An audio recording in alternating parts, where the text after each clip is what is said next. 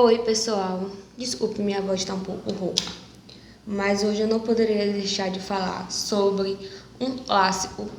Eu tava doida para ler e consegui fazer isso esse ano, e é a Divina Comédia de Dante Alighieri.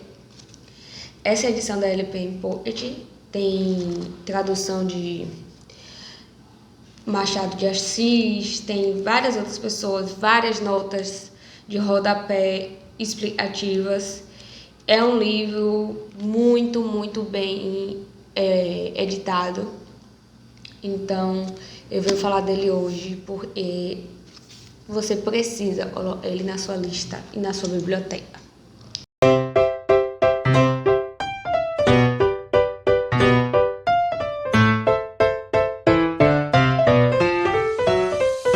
Pois é, Dante Alighieri.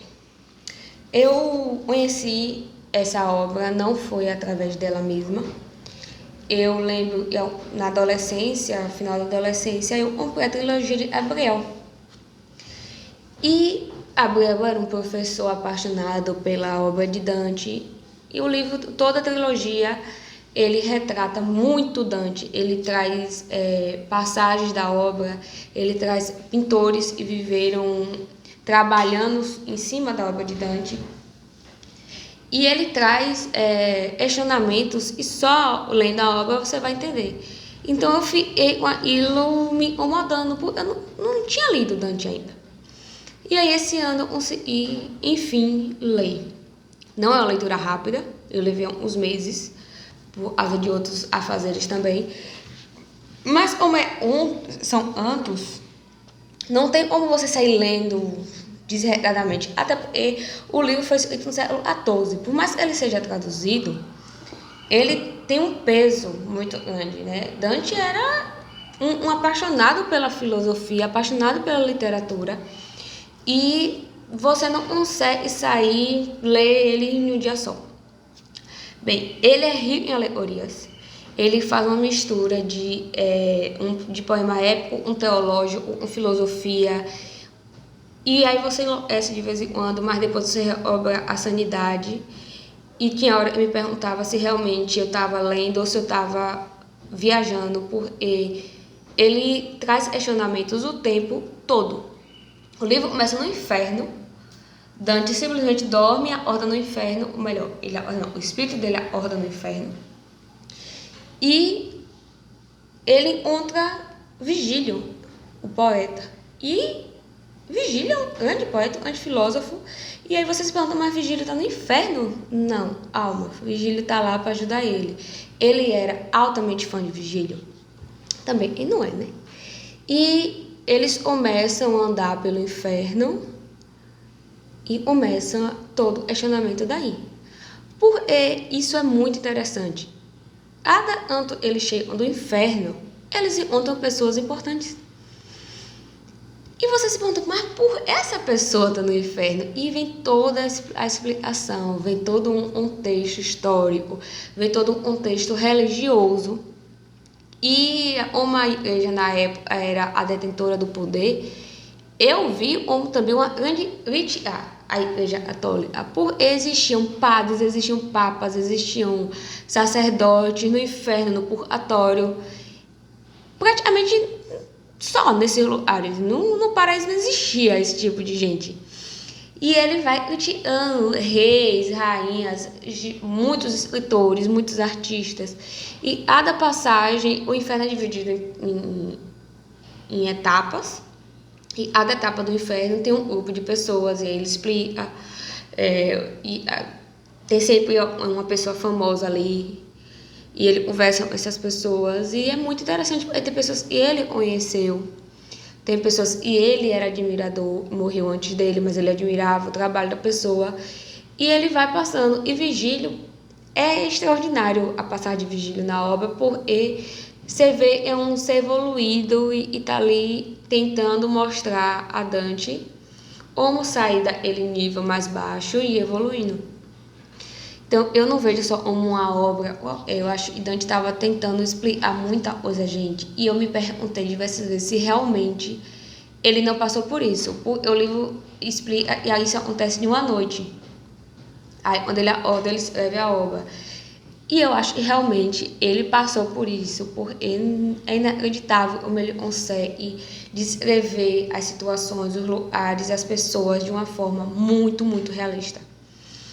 E aí, Vigílio acompanha ele do inferno ao purgatório. Quando vai chegar no paraíso, já entra Beatriz, é o amor dele, e aí vem toda a história sobre Beatriz.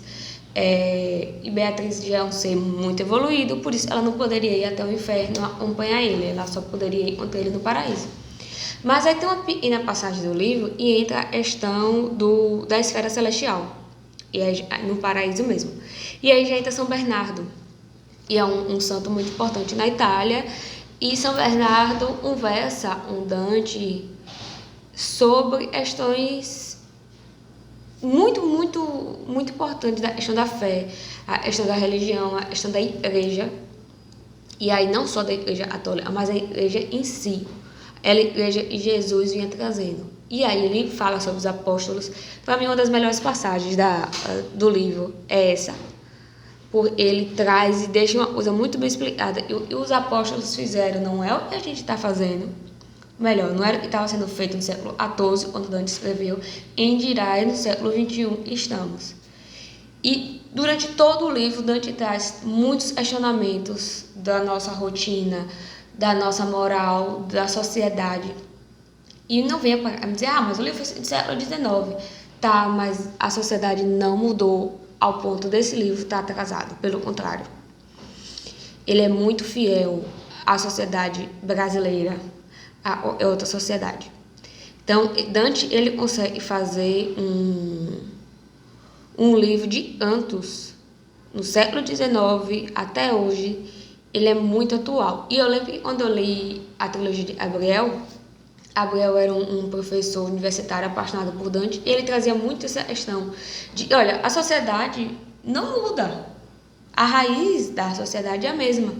Então, se as pessoas continuam repetindo os mesmos hábitos, isso continua do mesmo jeito. E eu não vi nenhuma passagem do livro de Dante ele colocar e os religiosos são entrar no paraíso. Pelo contrário, não tem nenhum religioso, nenhum nome importante da religião no paraíso. O paraíso é feito de outras pessoas. Existe muita pessoa boa no paraíso, mas ele cita nome de papas famosos, ele cita nome de sacerdotes famosos. Ele cita Tomás de Aquino. Tomás de Aquino não está no inferno, tá, gente? E eu gosto muito das obras de Tomás de Aquino, eu acho bem questionáveis as atitudes e ele critica realmente. Então, Dante ele consegue abordar de uma forma realista tudo. Eu não consigo ler a obra e achar que é uma ilusão. Então, se você gosta de filosofia, Vigílio tem uns questionamentos assim, traz umas questões para Dante, e realmente parecia que realmente era o próprio Vigílio. Se você já leu o de Vigílio, você vai me entender. Mas a conversa entre Dante e Vigílio, por isso que eu acho que realmente aconteceu, é fiel à postura do autor. As coisas que a gente lê de Vigílio realmente não tem como achar que foi uma terceira pessoa que escreveu, e sim ele mesmo.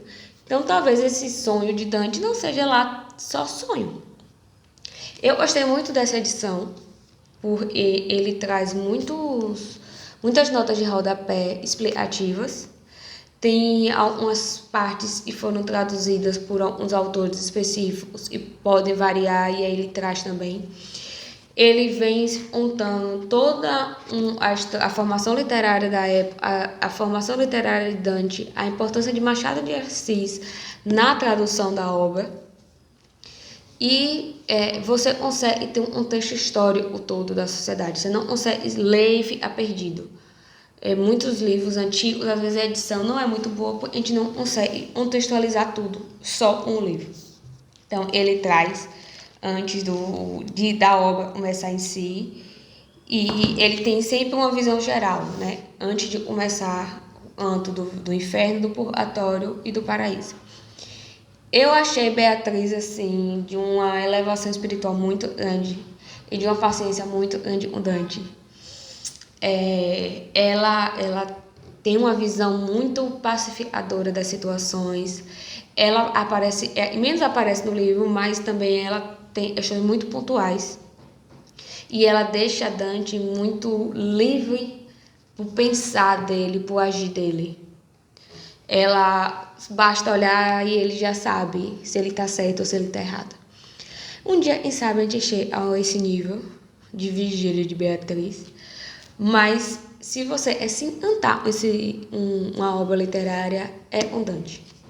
Essa obra Divina Comédia, de comédia não tem nada, mas eu acho um importante livro pra gente ter, pra gente ler, pra gente estudar. Eu, na verdade, já estou pensando em reler, porque eu já vou ter uma segunda visão e já vou compreender melhor muita coisa que Dante traz.